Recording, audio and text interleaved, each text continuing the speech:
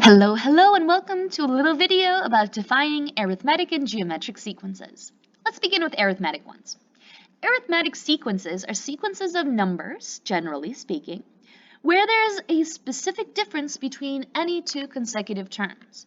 This means there's always going to be the same number added to each term to get the next one. This is called a common difference, and we abbreviate it as D. Now, it just says adding, but arithmetic sequences can have subtracting in them too. And this is why. When you add a negative number, it's the same thing as subtracting. Here's a little example. If we do 7 plus a negative 4, it's the same as doing 7 minus 4. We get the same answer, they're both 3. So adding a negative is the same as subtracting. Arithmetic sequences are always addition, even if it looks like subtraction. So let's take a look at this example. So this is a good example of adding when it's actually subtracting. So the pattern is 11, 9, 7, 5. Now the first thing I think of is that it's getting smaller, and it's getting smaller by 2. So it's minus 2. And to make it sound like an arithmetic sequence, I would say we're adding negative 2.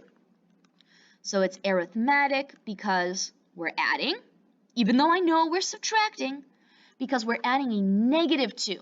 And that's how that subtraction goes in there. Now let's say we had a positive common difference. For example, let's say if we had 4. So if the common difference was 4, it's still arithmetic because we're still adding. And let's see what the first 5 terms would look like if our common difference was 4. So we begin with 11. Plus 4, plus 4, plus 4, and I think one more time to get the first 5 terms. So it doesn't matter that the number was positive or negative, we're still adding, it's still arithmetic. When we add a negative, just remember, that's really us subtracting. So if you see addition or subtraction, it's an arithmetic sequence. Okay. We also have geometric sequences. Now, geometric sequences are sequences where there is a specific ratio between any two consecutive numbers. That means we multiply each term by a number to get the next one. This is called a common ratio, and it's presented as a variable r. Now, just like arithmetic sequences were addition, but kind of also had subtraction, geometric sequences are multiplication and kind of have division in it. And let me show you why. Multiplying something by, say, 1/2 is the same thing as dividing something by 2. So we don't actually mean that we're dividing each time. We just say we're multiplying by a fraction. So geometric ones, we always multiply, even if it looks like division. And arithmetic ones, we always add, even when it looks like subtraction. So here's an example. Here is a geometric sequence, 1, 2, 4, 8. I get from 1 to 2, from 2 to 4, from 4 to 8 by multiplying by 2. So it's a geometric sequence because we're multiplying, and the ratio is 2 because that's what we're multiplying by. Now, let's say we have a common ratio of 1/3. So that's the same as kind of saying we're dividing by 3. The pattern is going to change, it's going to look smaller. And here's what it's going to look like. So I'll do 1 times 1/3. 1/3 times 1/3, that's 1/9. 1/9 times 1/3, that's 1/27. And 1/27 times 1/3, it's 1/81. And that goes all the way to 1/243. Now, the fractions are getting smaller and smaller. So you might think, well, isn't that division? And you're right, it is division. Since the common ratio is 1/3, what we're really doing is dividing by 3 each time. So 1/3 divided by 3, 1/9 divided by 3. So even though it looks like division, it's really multiplication by a fraction. Okay. I also wanted to let you know that if we have a common ratio that's a negative number, it's going to look a little funky, but actually not too bad. Let's see what a common ratio of -2 would look like. Let's say we start with 1. We multiply that by -2, we get a negative number. -2 times -2, +4. Times -2 is -8. Times -2 is 16. Times -2, -32. So notice that when a common ratio is negative, which is absolutely okay to have because common ratio is still telling us multiply. So if we're multiplying by a negative, our pattern, our sequence goes from positive to negative, from positive to negative. So when you see that pattern happening, you're definitely multiplying by a negative number. Okay. Now, I'd like to go through this problem just to show you a bit of the terminology. So here we have this sequence, 270, 90, 30, and 10. And we have two students that come up with different conclusions.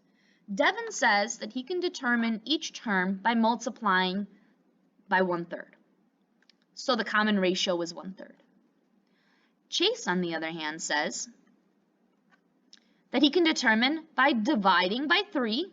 The common ratio is 3. So let's see. So we have Devin and Chase. Devin says multiply by 1/3. Devin is correct.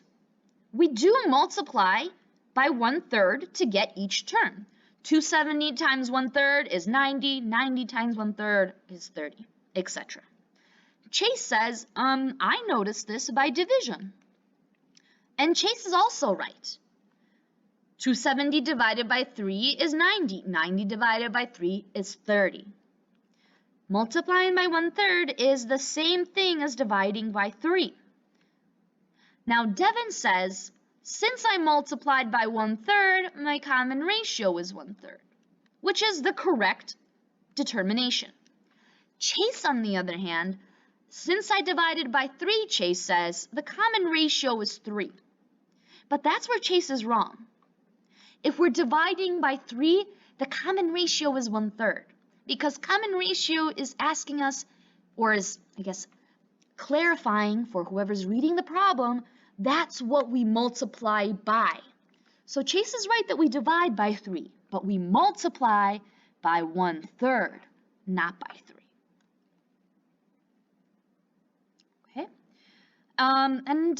This is an interesting example. I wanted to make sure you saw that if we're given only 2 terms, it's hard to get the sequence right. We really do need 3 terms, and let me show you why. We had 2 students here. We had Dante and Kira. They were only given a 3 and the 6.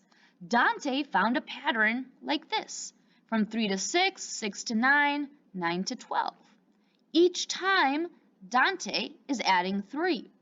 And the thing is, that's a correct way to do it. That's an arithmetic sequence, adding by 3s.